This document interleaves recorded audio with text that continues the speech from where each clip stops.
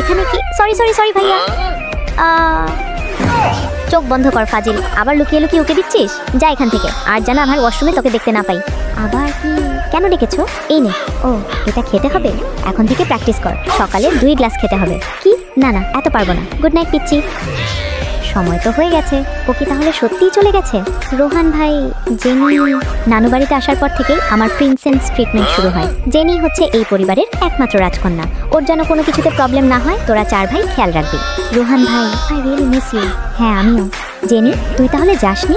মাই god, এটা আসলেই সত্যি? ইয়াশ ভাইয়া, অনেক কান্না করেছিস, এখন বাসায় আয়। কে ওকে কি বলেছিস বল? নিজে থেকে মার খাওয়ার আগে তুই বলেছিস না আরেকবার এমন কিছু করলে তোকেই বের করে দেব। নানু বাদ দাও, তোদের 4টাকেই ওয়ার্নিং দিচ্ছি, এখন থেকে ওকে ভালোভাবে দেখে রাখবি। দিদা, বলছি তো এখন আর এরকম কিছুই হবে না। নানু, তুমি অনেক কষ্ট পেয়েছো তাই না? আরে না বাবা, মা চলে যাওয়ার পর তুমিই তো আমাকে আগলে রেখেছো, ওরাই তো ছিল আমার সাথে। ইয়েস। কি হয়েছে? ওয়াও, অনেক ভালো খেলেছিস। কি হয়েছে আবার? ওয়েট। হাই এভরিওয়ান, ওকে সবাই হাই বলে দাও তো, না বললে কিন্তু কান্না করবে। এখন ঠিক আছে, যা এখান থেকে, লেটস প্লে অ্যাগেন। ইয়াশ ভাইয়া, তুই এখানে কোন? এই যে আমি নিজ হাতে তোর জন্য খাবার বানিয়ে এনেছি। তো উদ্দেশ্যটা কি এটা? Thank you thank you. তুমি বুঝে ফেলার আগেই চুপচুপ কল এসেছে। হ্যাঁ দেখছি। ওয়াও, এটা দিয়ে অনেক শপিং করব।